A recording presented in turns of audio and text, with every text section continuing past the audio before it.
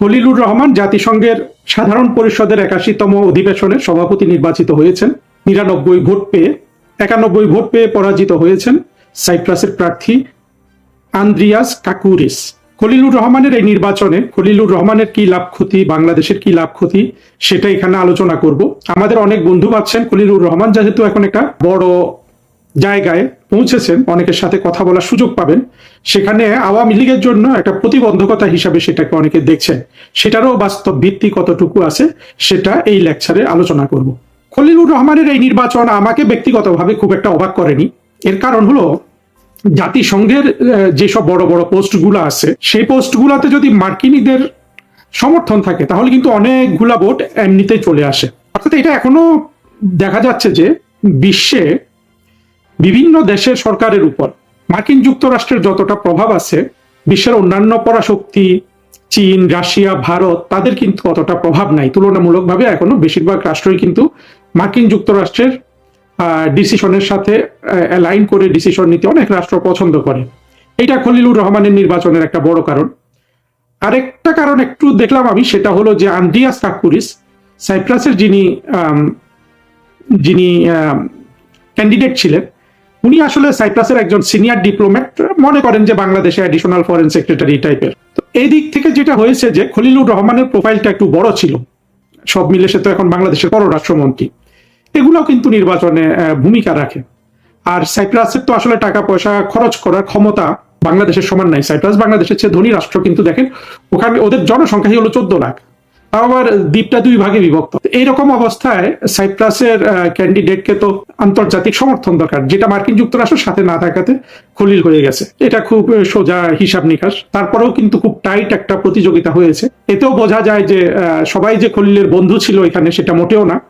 অর্থাৎ আপনি যদি বাংলাদেশের রাজনীতির প্রেক্ষাপটে দেখেন তাহলেও কিন্তু এখানে বিশাল একটা বিভক্তি আছে। সাইপ্রাসের যিনি ক্যান্ডিডেট ছিলেন, আর এত লো প্রোফাইল থাকা সত্ত্বেও উনি কিন্তু খলিল কিন্তু কয়েকটা ভোট মাত্র তার থেকে বেশি পেয়েছে।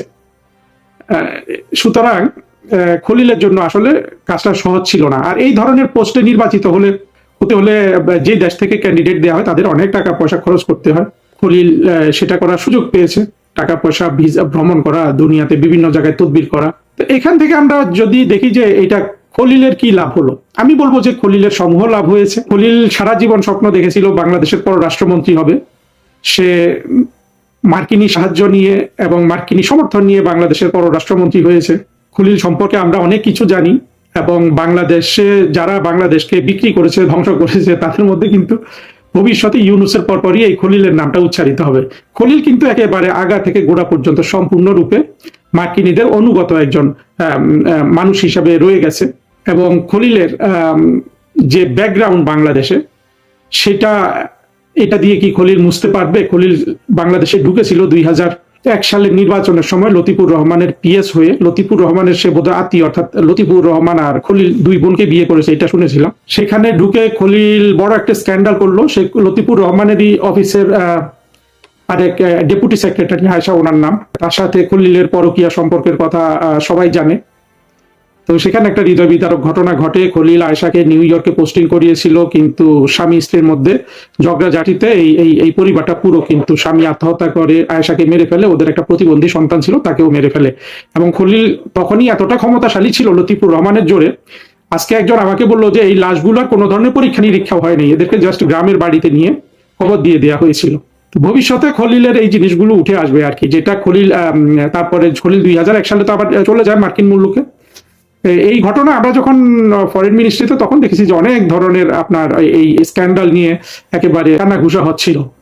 এইটা আবার সারফেসে উঠে এসে খলিল এই 2024 সালে 25 সালে পিনাকির গডসন হিসাবে, অর্থাৎ পিনাকির চেলা হিসাবে ইউনুসের দলে ঢোকার ফলে, এবং ইউনুসের দলে ঢুকেই প্রথমেই যেটা খলিল করেছে সেটা হলো যে পিনাকির সাথে যোগাযোগ বন্ধ করে দিয়েছে। এবং পিনাকি তার কাছে বিভিন্ন কাগজপত্র চেয়েছিল, সরকারি তথ্য। খলিল বলেছে যে না, আমি সরকারের কোনো তথ্য তোমার সাথে শেয়ার করবো না। এটা পিনাকি তার ভিডিওতে বলেছে।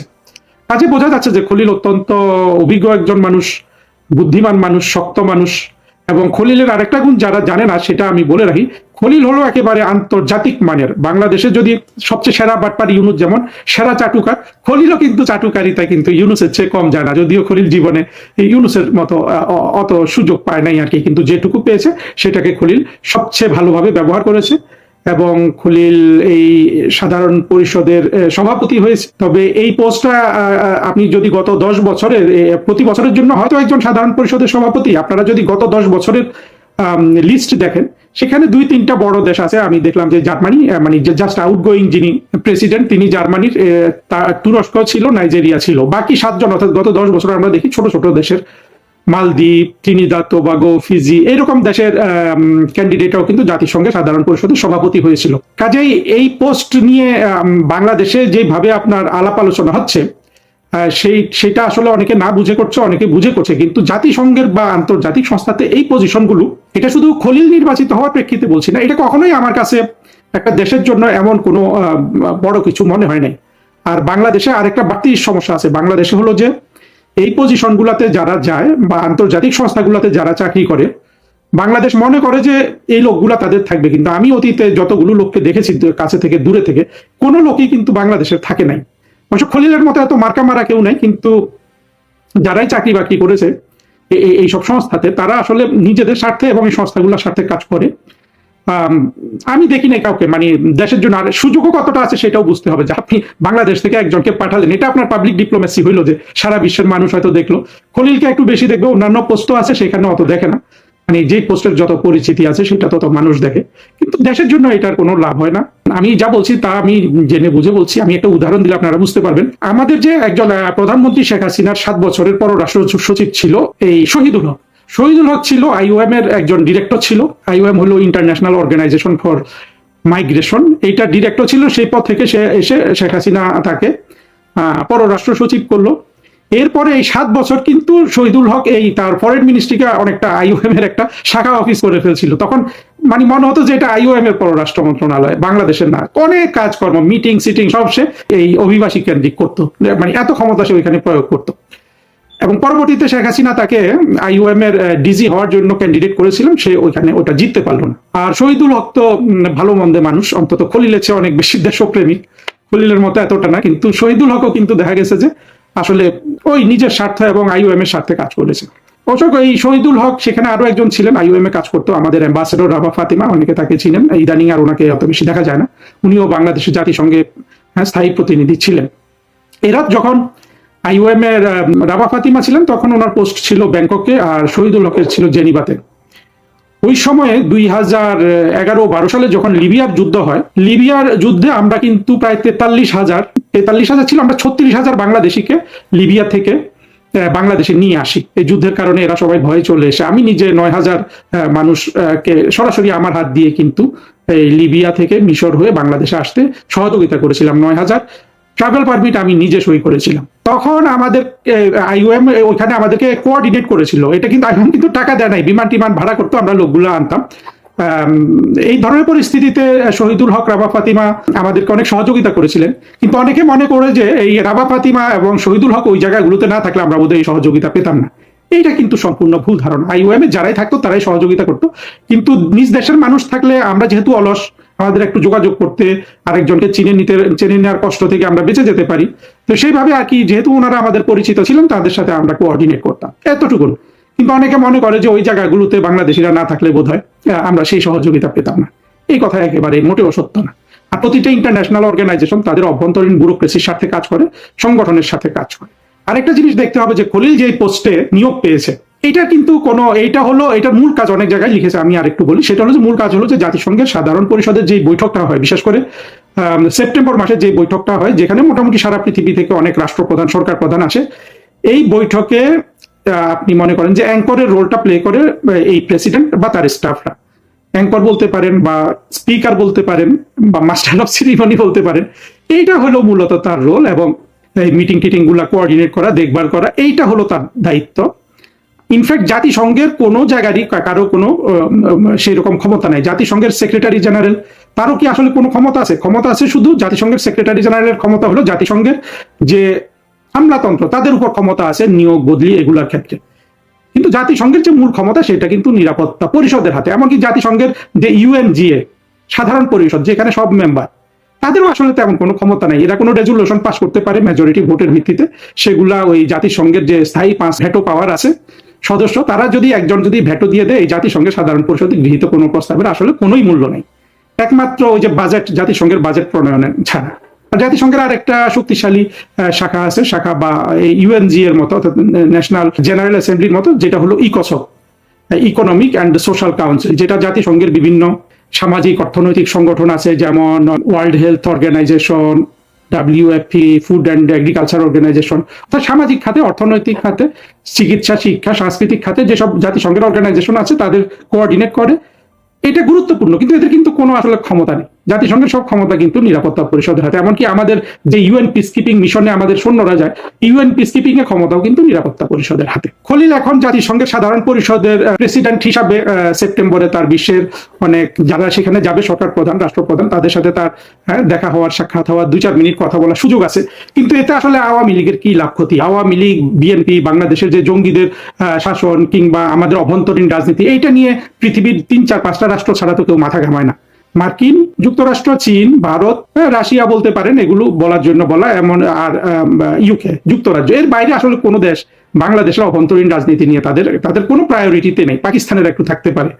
ফলে খলিল যে জাতিসংঘের সাধারণ পরিষদের সভাপতি হলো, সেখানে খলিল আওয়ামী লীগের জন্য ক্ষতিগ্রস্ত কিছু করতে পারবে, লাভের কিছু করতে পারবে, আমার সেটা মনে হয় না।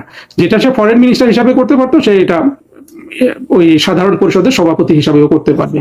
এখানে আমি কোনো এমন কিছু দেখি না।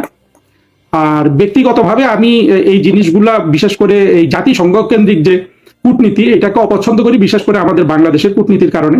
আমাদের বাংলাদেশের যে ফরেন মিনিস্ট্রিটা আছে, এইটার কূটনীতিটাই হয়ে গেল এই ধারণা অনুযায়ী যে এখানে কিছু অফিসারকে ছোটবেলা থেকে এদেরকে মাথায় ধরিয়ে দেওয়া হয় যে জাতিসংঘে পোস্টিং করো, তাহলে তুমি ভালো কূটনীতিক হতে পারবে। ফলে 4-5 জন প্রতি বছর সুযোগ পায় জেনিভাতে এবং নিউ ইয়র্কে পোস্টিং করার। ওরা ওইখানে মিটিং টিটিং করে, ওরা ভালো ইংরেজি শেখে, ভালো বক্তৃতা দেওয়া শেখে। কিন্তু আমাদের যে কূটনীতি হওয়া উচিত মূলত দ্বিপাক্ষিক ভিত্তিতে, সেটার আর কিন্তু কোনো আপনার এই প্রায়োরিটিটা বাংলাদেশের ফরেন মিনিস্ট্রি থাকে না।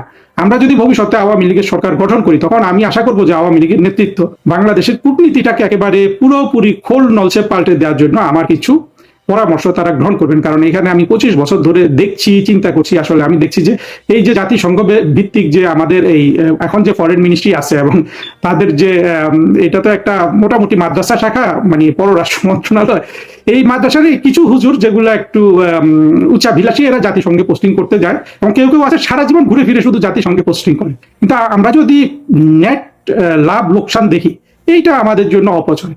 আমি বলছি না যে ওটা খারাপ, আমি বলছি যে এটা আমাদের ফোকাস হওয়ার কোনো দরকার ছিল না। কিন্তু বাংলাদেশের পররাষ্ট্র মন্ত্রণালয়ের কূটনীতিটা ফোকাসই করে, অর্থাৎ অফিসারগুলো ঢুকলেই ওদের মাথাটা নষ্ট করে দেয় ওইখানকার এই ক্লিকগুলা, যারা এটা পছন্দ করে, যারা অতীতে। খলিলও কিন্তু এটারই শিকার। খলিলের যে বাংলাদেশের প্রতি কোনো ধরনের আপনার মায়া মমতা গড়ে উঠলো না, পুরোপুরি মার্কিন যুক্তরাষ্ট্রের সাথে চলে গেল। খলিলও কিন্তু জীবনের শুরুতেই কিন্তু এই জাতিসংঘে চাকরি করতে গিয়েছিল, জাতিসংঘে মানে পোস্টিং পেয়েছিল। খলিল তো মেধাবী ছিল, বিসিএস এ প্রথম হয়েছিল, সে ওইখান থেকে গিয়ে কিন্তু সে পরবর্তীতে। এবং আজকে যেটা আবার একজন আমাকে বললেন যে 2001 সালে খলিল যখন লতিফুর রহমানের প্রাইভেট সেক্রেটারি হিসাবে কাজ করে, তখন মার্কিন যুক্তরাষ্ট্রের রাষ্ট্রদূত ছিল হ্যারি কে টমাস নামে একজন কৃষ্ণাঙ্গ। তার সাথে খলিলের অনেক ভালো সম্পর্ক, এবং তখন থেকেই খলিলকে আর কি মার্কিন যুক্তরাষ্ট্র পিক করে, খলিল তাদের সাথে যোগাযোগ রক্ষা করে। এইটা আর কি একটা ইন্টেলিজেন্স হিসাবে একজন আমাকে বললো। তখন থেকে খলিল মার্কিন যুক্তরাষ্ট্রের লোক, পরবর্তীতে তো সে সেখানে নাগরিক হয়, রজার খলিল নাম নেয়, এরকম অনেক কিছু আমরা জানি। আমাদের ভবিষ্যতে আসলে বাংলাদেশের ফরেন মিনিস্ট্রিকে অনেক ধরনের রিফর্ম করতে হবে। এত গুরুত্বপূর্ণ একটা মন্ত্রণালয়, যেটার আসলে কোনো আউটপুট নাই, বিকজ আমাদের কখনো কোনো শক্তিশালী নেতৃত্ব এই মন্ত্রণালয়টাতে কখনো তৈরি হয়নি। কখনো খলিল আসে, খলিল তো তবু অভ্যন্তরীণ কিছু জানে, আবার কখনো ইনি আসেন, তিনি আসেন, যাদের আসলে একটা পররাষ্ট্র মন্ত্রণালয় চালানোর মতো যে পরিমাণ প্রজ্ঞা সংযোজন এই কূটনীতিতে বা মন্ত্রণালয়ে কিংবা সরকারের একটা দক্ষ অর্গান হিসাবে এখানে যে পরিমাণ প্রজ্ঞাকে নিয়ে আসা উচিত, ইনসাইট নিয়ে আসা উচিত, সেটা আমি অন্তত আমার চাকরি জীবনে কখনো দেখিনি, কারো মাধ্যমে আমরা দেখিনি। আর খলিল থাকবে কি মানে তারেক রহমানের সাথে? আমার কথা হলো যে খলিল যেখানে লাভ দেখে সেখানে থাকবে। এই যে দায়িত্বটা পেয়েছে সে, জাতিসংঘের সাধারণ পরিষদের যে প্রেসিডেন্ট, এখানে কিন্তু আবার জাতিসংঘ তাকে কোনো বেতন দিবে না। অর্থাৎ সে বাংলাদেশের ফরেন মিনিস্টার হিসাবে যা বেতন টেতন পায় সেইটা, আর ভিজিট করবে, সে যদি জাতিসংঘের হয়ে বিভিন্ন দেশে যায়, আমরা দেখি যে এই সাধারণ পরিষদের প্রেসিডেন্টগুলো অনেক দেশ ভিজিট করে, সেটা জাতিসংঘ তাকে ভিজিটের টাকা দিবে। বাংলাদেশ সরকার এখন অতিরিক্ত লোকবল এখানে নিয়োগ করতে হবে, 2-3টা অফিসার তো দিতে হবে খলিলের কাজকর্ম দেখার জন্য। ফলে এটা আসলে মূলত বাংলাদেশই এই দায়িত্বটা পালন করবে, তার অর্থ খরচ হবে। আর খলিল ফরেন মিনিস্টারের পদ ছেড়ে যদি দেয়, তাহলে বুঝতে হবে যে খলিল ধরেই নিচ্ছে যে তার এই সরকারই থাকবে না, বিএনপি। আর যদি খলিল বুঝতে পারে বিএনপি সরকার থাকবে, খলিল অবশ্যই ফরেন মিনিস্টারের পদটা সে ছাড়বে না। এই জায়গায় আসলে অনেক ধরনের আপনারা চিন্তা করছেন, কিন্তু মূল চিন্তা হলো এটা, খলিল যদি ছেড়ে দেয় বুঝতে হবে যে সে এখনই ফোর্সই করছে, তারেক রহমানের সরকার পড়ে যাবে। আর সে যদি ছুটি নিতে, তো তারেক রহমান তাকে আসলে ছুটিও দিবে, কারণ হলো যে খলিলের মতো লোক সে পাবে কোথায়? তারেক রহমানের সরকার, এর আগে ইউনূসের ডাকাতরা সবাই তো মার্কিন যুক্তরাষ্ট্রের উপর তাদের সুরক্ষার জন্য নির্ভর করছে, তো এটা তো দিবালোকের মতো পরিষ্কার। ফলে খলিলকে তারেক রহমান ছাড়বে না, এবং খলিলও তার চাকরিটা ছাড়বে না, কারণ 1 বছর পরে তো তাকে ফরেন মিনিস্টার থাকা, এটা তার জন্য অনেক ধরনের আরামদায়ক। এখন সে 1 বছর পূর্ণকালীন কেন করতে চাচ্ছে? আসলে একসাথে দুটো করা, এগুলো একমাত্র দেশপ্রেমিক মানুষের পক্ষে সম্ভব হয়, যে পররাষ্ট্রমন্ত্রীর কাজও করলো, ওইখানে গিয়ে মিটিং গুলো মডারেশন করে দিল। এইটা খলিল এই বয়সে এসে, খলিল তো যথেষ্ট এর মধ্যে টাকা পয়সার মালিক, তারপরে খলিল পুরোপুরি একটা বিদেশি প্রতিনিধি, তো সে কেন এতগুলো কষ্ট করবে? আমার মনে হয় এটাই হলো এর রহস্য, যে খলিল একসাথে দুইটা করতে চায় না, কারণ সে ফিজিক্যালি কষ্টটা করতে চায় না, দুইটা একসাথে করে একটুখানি কষ্ট করে। এবং বর্তমানে এই ধরনের কাজ করার জন্য আমি যত ধরনের ফরেন মিনিস্টার আমরা দেখেছি সাম্প্রতিককালে, একমাত্র মোমেন সাহেবের এই প্রাণ শক্তি ছিল, মানে এই ধরনের পরিশ্রম করার মতো, যে একই সাথে ফরেন মিনিস্টারের কাজটাও করলো, জাতিসংঘের সাধারণ পরিষদের সভাপতির কাজটাও করলো। এইরকম কাজ করার, পরিশ্রম করার মতো দক্ষতা একমাত্র মোমেন সাহেবের ছিল। ও অন্যান্যদের জন্য এগুলো একটু কষ্টকর হয়ে যায়, খলিল এখানে কষ্টটা করতে চায় না। সুতরাং খলিল ফরেন মিনিস্টারের পদটা ছাড়ার কোনো কারণ আমি দেখি না। খলিলকে আমরা যেভাবে জানি চিনি, আমরা যা দেখেছি, আর খলিলের কারণে তারেক রহমানের সরকারের খুব বড় কোনো লাভ হবে আমি সেটাও মনে করি না। সব মিলে হ্যাঁ, একটা তো জিনিস তৈরি হয়, বাংলাদেশ বা একটা দরিদ্র দেশের কেউ যদি এই ধরনের পোস্টে যায়, অনেকে জানে, তো এই জানার মধ্যেই এগুলা সীমিত, এর কোনো সাবস্ট্যান্টিভ লাভ লোকসান কিচ্ছু নেই।